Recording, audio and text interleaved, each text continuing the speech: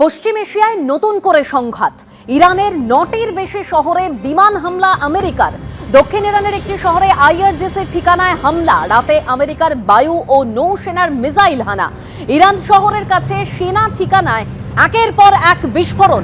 চাবাহার বন্দরেও আছড়ে পড়েছে একের পর এক গোলা।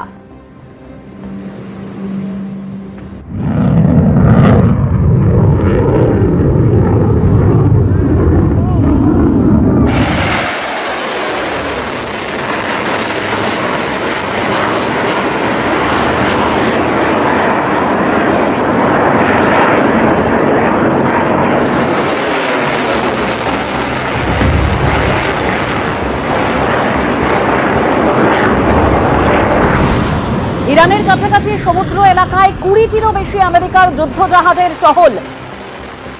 আমেরিকার হামলার জবাব মিসাইল উড়িয়ে দিচ্ছে ইরানও।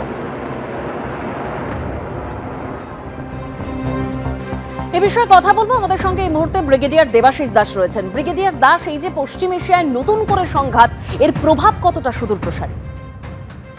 দেখুন, আমরা একটা ৩-৪ মাসের যুদ্ধ দেখার পরে কয়েক সপ্তাহের মাত্র সিজফায়ার দেখলাম, এবং সেই সিজফায়ারের মনে হচ্ছে যে এখন যেটা মন্তব্য শুনছি, দেখছি যা হচ্ছে, যে সিজফায়ারটা বোধহয় একদম ভাঙবার মুখে এবং আবার একটি যুদ্ধ লেগে যেতে পারে, লেগে গেছেই বলা যেতে পারে। এবার কি হচ্ছে যে আমরা যেটা দেখলাম যে আমেরিকা বলছে যে ৩টি বাণিজ্যিক জাহাজকে অ্যাটাক করা হয়েছিল এবং ওই স্ট্রেট অফ হরমুজে ইরান দ্বারা, এবং তার মধ্যে একটা বাণিজ্যিক জাহাজ কাতারের ছিল যাতে নাকি ২ লক্ষ মিলিয়ন ব্যারেল তেল ছিল, এবং তার সাজা স্বরূপ ইরানের ওপরে ডিভাস্টেটিং হামলা করে। আজকে প্রায় ৮০টার বেশি মিসাইল দেখেছে তারা। বান্দার আব্বাস, কোয়েশিম আইল্যান্ড, সিরিক, খার আইল্যান্ড, প্লাস কিছু ব্রিজেস, কিছু রেলওয়ে লাইন, কিছু IRGC Naval fast moving boats, এগুলোকে তারা শেষ করেছে, ধ্বংস করেছে।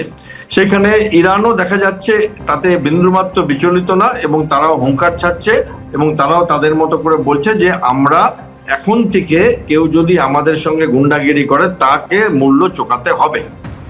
কোথাও আমি একটা দেখতে পাচ্ছি যে সিজফায়ারটা আমরা শুনছিলাম, পাকিস্তান আয়োজিত সিজফায়ার যেটা সুইজারল্যান্ডে হয়েছিল, এবং তারপরে আমরা দেখলাম নানান রকম ছবি, সেইখানে কোথাও একটা খামতি রয়ে গেছে। কারণ গতকাল তুর্কিতে যে ন্যাটোর কনফারেন্স সেমিনার হচ্ছিল, সেখানে ডোনাল্ড ট্রাম্প বলেছেন যে এরা অসুস্থ এবং আবর্জনা ইরানের লিডারশিপ সম্বন্ধে।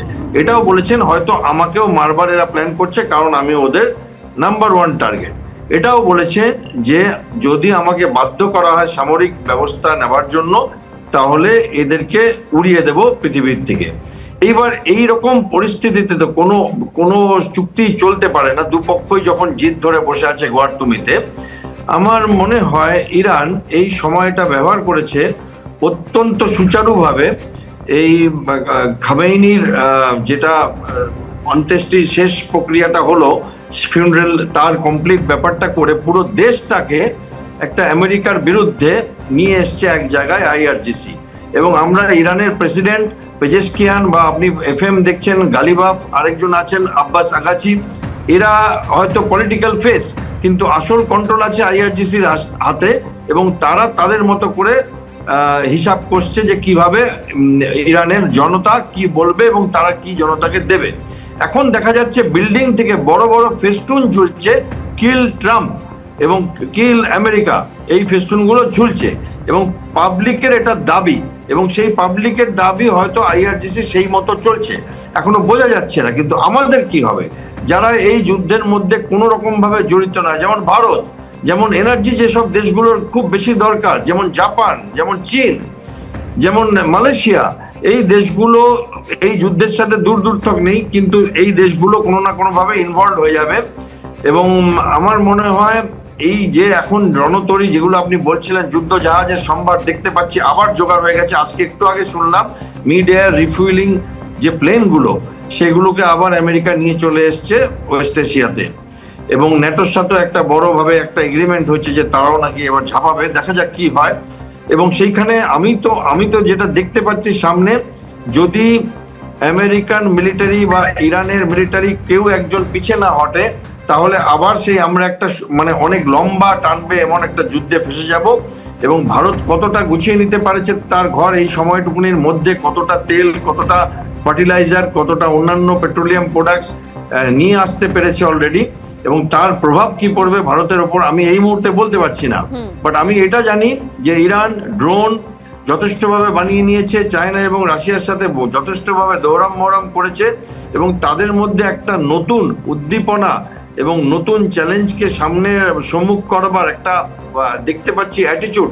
এবং আমেরিকা কোথাও একটা ডোমেস্টিক পলিসির জন্য যেহেতু ওদের একটা মিড টার্ম ইলেকশন আছে, কোথাও আমি আমেরিকাকে দেখতে পাচ্ছি একটু যেন ডিফেন্সিভ খেলছে, যদিও ট্রাম্প তার মতোই আছে। কিন্তু একদম ব্রিগেডিয়ার দাস ঠিক যে কথা বলছেন যে ইরান বা আমেরিকার মধ্যে যদি কেউ পিছনে না সরে তাহলে এটাও অনেকটা লম্বা যাবে। তবে ইতিমধ্যেই প্রভাব পড়তে শুরু করেছে, কারণ ফের ইরানের উপর যে আমেরিকার হামলা, অপরিশোধিত তেলের দাম চড়ছে, ফের বিশ্বজুড়ে জ্বালানি সংকটের আশঙ্কা, বিভিন্ন দেশের শেয়ার বাজারের সূচকেও পতন দেখা দিয়েছে। অর্থনীতিবিদ শৈবাল কর কি বলেছেন শোনাবো। যেটা আমেরিকার প্রেসিডেন্ট করছেন সেটা অনিশ্চয়তাকে সবচেয়ে বেশি বাড়িয়ে দিচ্ছেন। অর্থাৎ ধরুন গোটা পৃথিবী মোটামুটি এক ধরনের শান্তি চুক্তির দিকে এগোচ্ছিল, কিন্তু এই যে নতুন করে আবার যুদ্ধ শুরু হলো এবং শান্তি চুক্তি ভাঙার পরে এর দুটো তাৎক্ষণিক রিয়াকশন হয়। একটা হচ্ছে যে আপনি তৎক্ষণাৎ আপনার উৎপাদনের উপর একটা আঘাত আসে যদি এমন জায়গাতে আমেরিকা আঘাত করে থাকে যেখানে তেলের উৎপাদন সরাসরি হয় আর কি।